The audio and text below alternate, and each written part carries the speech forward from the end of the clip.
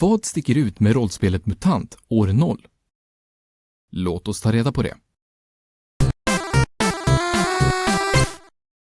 Hej allihopa! Roger här med en tärningsbaserad bordsrollspelsrecension igen. I MUTANT tar spelare på sig rollen som varelser på en postapokalyptisk jorden. Du kan till exempel vara en människa med övernaturliga förmågor, även kallad mutant, djur med människoliknande egenskaper eller robotar. I Fria Ligans första utgåva, härefter kallad år 0, kommer spelarnas rollfigurer från Arken, ett samhälle där folket svälter, och ni måste bege er ut i den förbjudna zonen. Men i zonen lurar faror, till exempel en röd pest som kallas för rötan. Spelarna letar i år 0 främst efter krubb och rötfritt vatten, prylar för att bygga saker och artefakter från forntiden för att arken ska överleva. För att spela MUTANT behöver du tärningar, papper och penna, spelare och någon som är spelledare. Spelledaren är den som håller i spelet, kontrollerar spelledarpersoner och beskriver miljön runt omkring spelarna. Spelledaren har även sista ordet vad gäller regler. I år 0 har varje mutant en syssla. Du kan till exempel vara krossare, skrotskalle, zonstrykare, fixare, mutant med hund, krönikör, boss eller slav. När en rollperson skapas väljer du samtidigt en talang, en sak din rollperson utmärker sig i, plus andra saker som hänger ihop med din syssla. Under skaparprocessen skriver du även några korta rader om hur din rollperson ser ut, vilka relationer den har med andra rollpersoner, spelledarpersoner eller saker. Du får exempel i regelboken som du bara kan använda, eller inspireras av för att komma på dina egna.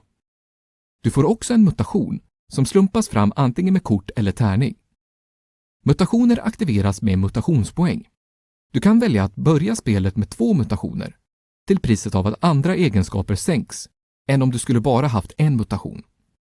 Du börjar spelet med lika många mutationspoäng som antalet mutationer du har, och vid början av ett nytt spelmöte får du lika många till.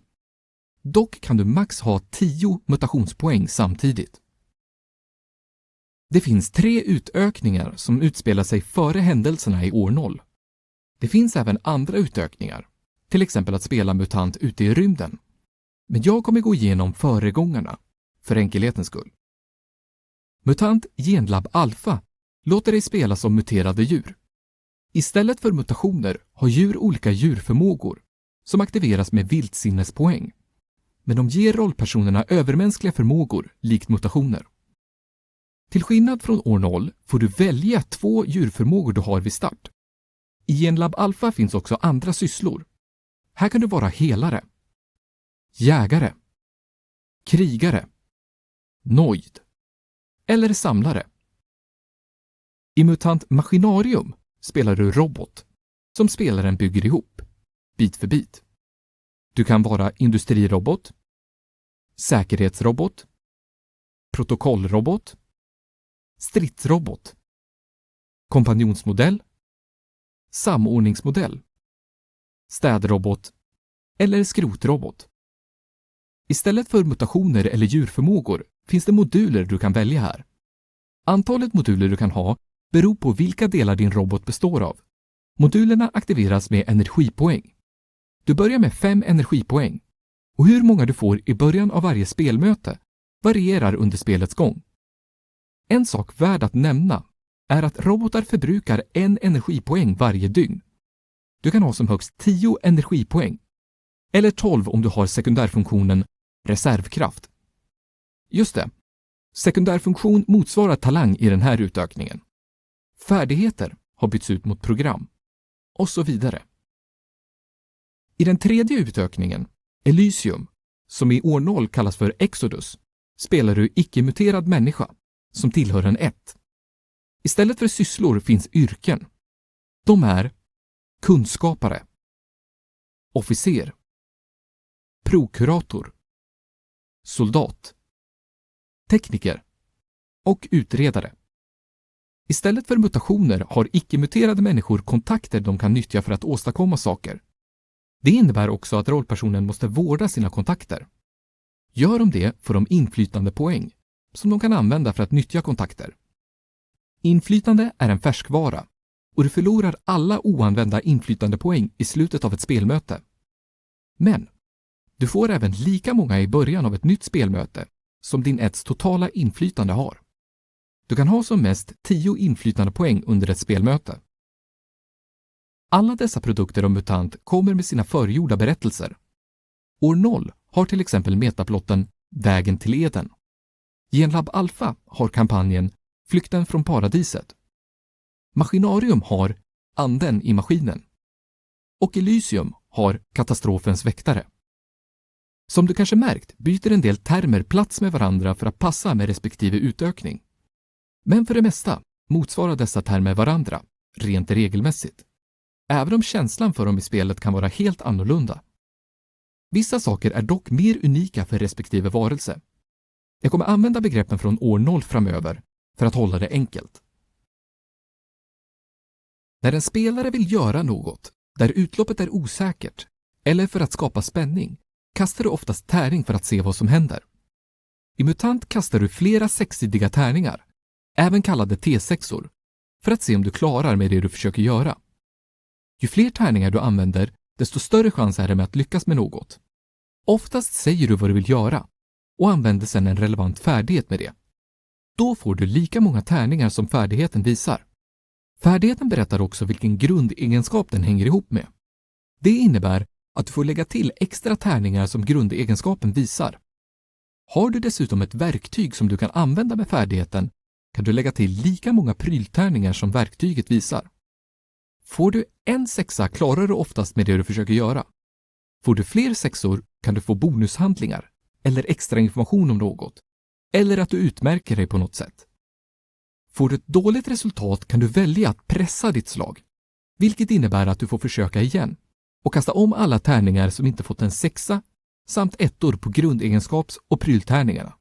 Om du använder en pryl, det vill säga. Misslyckas du med det första slaget vet du inte om något negativt kommer att hända. Men misslyckas du med ett pressat slag kan fler negativa saker ske. Fick du en etta med grundtärningarna sänker varje sån tärning aktuell grundegenskap med 1. Principen är densamma för pryltärningar. Får en pryl 0 i värde är den sönder. Men har du tur kanske den kan repareras av en skrotskalle. Får du 0 i en grundegenskap anses du som bruten, vilket innebär att rollpersonen är satt ur spel i 1 T6 timmar. När du är bruten är du alltså extra sårbar och i vissa fall kan din rollperson till och med dö. Förhoppningsvis har du någon annan rollperson i närheten som kan hjälpa dig att komma på fötter igen. Och när du inte är bruten kan du använda olika resurser för att återfå dina forna värden, såvida ett trauma inte är permanent. Återhämtning sker dock under flera timmars vila i spelets värld. Det finns även fler regler, men nu vet du tillräckligt för att kunna spela spelet. Om vi tar en närmare titt på vad du får med en spelbox innehåller Genlab Alpha till exempel spelkort med djurförmågor och artefakter. Det går även att köpa sådana här spelkort till år 0. Då får du kort för mutationer, andra artefakter och hot som kan uppstå under spelet.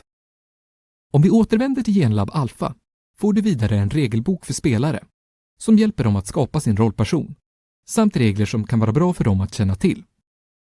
Sen kommer en kampanjbok som är till för spelledare. Den innehåller bland annat tips på hur spelledare kan hålla i spelet.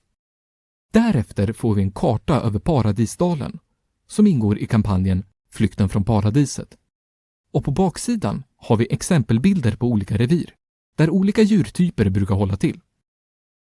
Längst ner i lådan finns spelmarker i papp som kan användas för att hjälpa spelare att hålla koll på hur mycket vatten, pilar, mat och vildsinnespoäng de har under spelet. Det står på baksidan av kartongen att du får 15 specialdesignade tärningar med spelet. Men det stämmer bara om du får tag i den första utgåvan av den här utökningen, vilket numera bara går att få tag på begagnat. Om vi vänder oss till Elysium får du i den här spelboxen spelkort på spelledarpersoner, kontakter, incidenter och artefakter. Här ingår specialdesignade tärningar som gäller oavsett vilken produkt av MUTANT från fria ligan du spelar. Ettor på grundegenskapstärningarna visas med en symbol för biologisk fara. Pryltärningar har en symbol för explosion där siffran 1 står.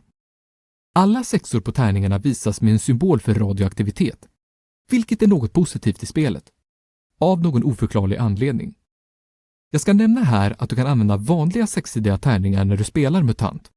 Var bara noga med att kasta tärningar för färdighet, grundegenskap och eventuellt verktyg var för sig.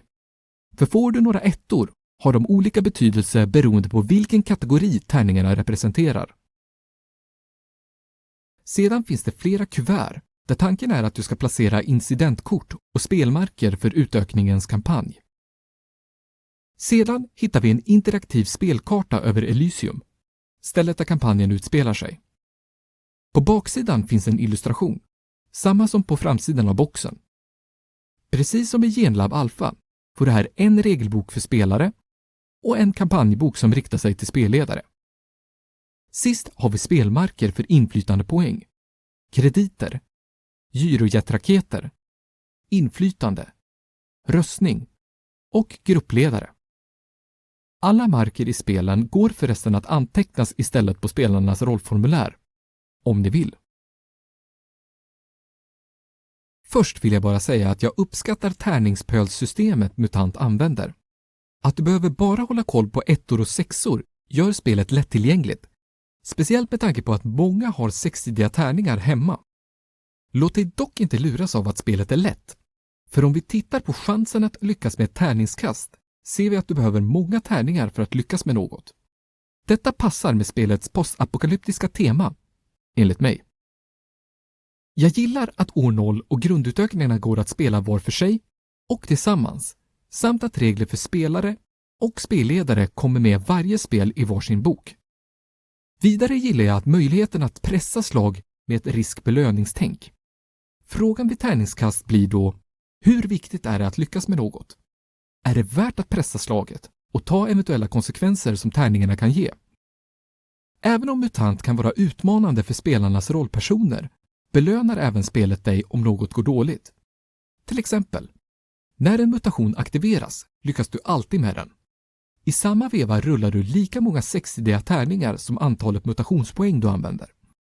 Om du får en 1 på någon tärning snedtänder mutationen, vilket innebär att den lyckas, men det händer något utöver det. Om så sker, kasta en till sexsidig tärning och läs av resultatet från den här tabellen. Om du till exempel får en 1 med den här tärningen tar du 1 poäng permanent trauma. Samtidigt utvecklar du en ny mutation. Det här sättet att spela kallas för att misslyckas framåt. En annan bra sak är att du inte behöver specialtärningar eller kort för att spela MUTANT, även om de är användbara och hjälper att sätta stämningen för spelet. År 0 är mer flytande i sitt upplägg än de förgjorda kampanjerna. Det ger spelledaren mer frihet att skapa den värld spelarna rör sig i. Du kan till exempel använda förgjorda kartor eller skapa en egen zonkarta som motsvarar där du och spelarna bor. Det betyder dock inte att allt ligger på samma plats som i vår verklighet. Spelet uppmuntrar att spelgruppen hittar på saker tillsammans. Till exempel, om ni träffar på något, såsom en plats eller byggnad, kan spelarna få beskriva det ni ser, istället för spelledaren. Vidare är reglerna gjorda så att spelarna och spelledaren skapar arken tillsammans. Hur den ser ut, vad som finns i den, vilka problem ni har där och så vidare. Det gör spelarna mer engagerade i berättelsen och världen, enligt min mening. Så, vad kan bli bättre? Även om år 0 ger spelledaren mer frihet kring världsbyggande kan det också upplevas som övermäktigt för nya spelledare. Ska du vara spelledare första gången rekommenderar jag Genlab Alpha, för då kan du välja om du vill köra den mer enkelriktade kampanjen. Var uppmärksam på att bara Genlab Alpha och Elysium finns kvar i fysisk form på svenska, av produkterna jag gått igenom. Vill du få tag på de specialtillverkade tärningarna utan import eller vända dig till andrahandsmarknaden behöver du köpa en fysisk utgåva av Elysium för att få tag på dem. Om ni vill att år 0 och Maskinarium ska bli tillgängliga igen i fysisk form, hör av er till Fria Ligan. Om tillräckligt många visar intresse kommer ligan se att detta är en missad chans för att tjäna pengar. om du bara har en digital version av år 0 är det inte självklart vad symbolerna för explosion, biologisk fara eller radioaktivitet innebär, då reglerna utgår från att du har de specialgjorda tärningarna i det här fallet. Vidare förklaras det inte någonstans att Exodus var Elysiums projektnamn. I övrigt har jag hittat en del stavfel som jag skickat till tillverkarna för vidareutveckling. Så, MUTANT år 0 är ett tärningsbaserat science fiction-rollspel som handlar om att överleva och utforska en postapokalyptisk värld. MUTANT ger utrymme att utforska vad som händer efter vår civilisation. För låt oss inse, alla civilisationer som uppstått har förr eller senare gått under. Så varför skulle våran vara ett undantag? Spelet ger bra exempel på att överlevnad är den första prioriteringen. Men det hindrar inte spelgruppen från att bygga en kultur och ha roligt, för att spelet inte ska bli så tungt. Och på tal om tungt skulle jag säga att reglerna är någonstans mitt emellan ett lätt och tungt regelsystem. Vilken variant av MUTANT som passar dig beror på vad som låter mest intressant. MUTANT, djur, robot eller människa. Jag tycker att Genlab Alpha har generösare regler än övriga produkter, vilket gör det lämpligt för nya spelare och spelledare. Det går även att blanda varelser till år 0. Om du vill prova MUTANT år 0 innan du skaffar spelet, går reglerna från startboxen att ladda ner gratis. Länk finns nere i beskrivningen. Hjärtligt tack till Fria Ligan som skickade material inför den här recensionen. Tyckte du om den här videon? Gilla och dela den. Följ kanalen för att få reda på när framtida videor släpps.